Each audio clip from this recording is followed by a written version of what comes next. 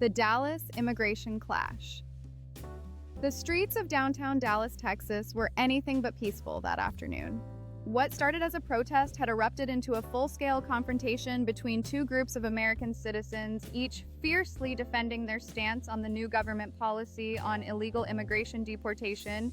On one side, waving American flags and holding signs that read, "Protect our borders and America first," were those who supported the new policy.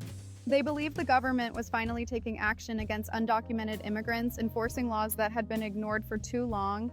Leading them was Jacob Wilkins, a former Marine and a strong believer in border security.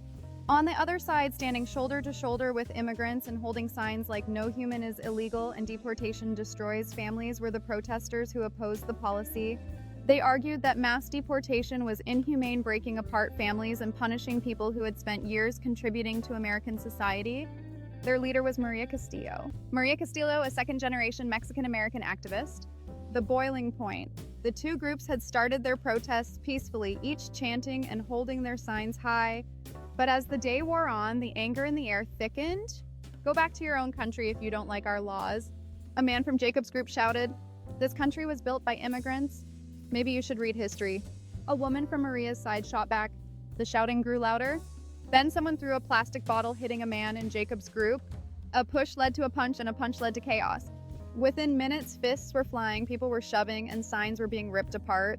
A small fire broke out near a pile of banners. Downtown Dallas was in flames, both figuratively and literally.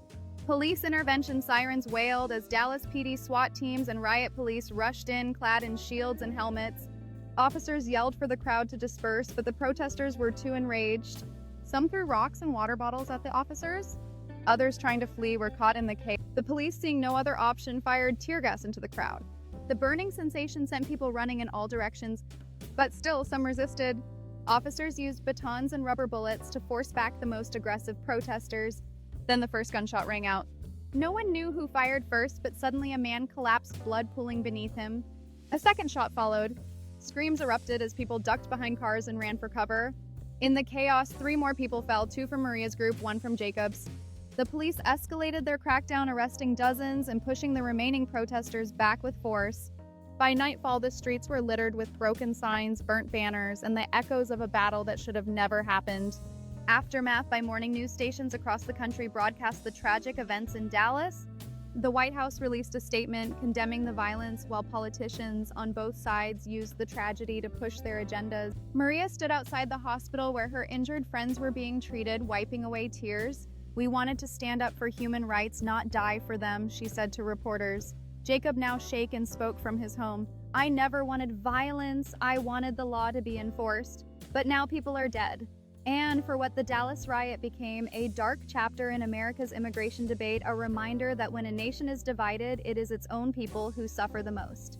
As chaos erupted, the streets were filled with anger and despair. Protesters clashed with law enforcement, each side believing they were fighting for justice.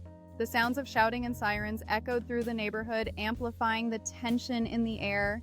Innocent bystanders watched in horror as their city descended into turmoil.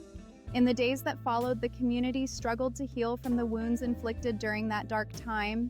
In the wake of the riot, the city was left grappling with its scars. Residents gathered to mourn and remember the lives lost, lighting candles and sharing stories of love and loss. This tragic event sparked conversations about the need for change and understanding among neighbors. The community vowed to find a way to unite and advocate for peace, learning from the past while looking towards a more hopeful future.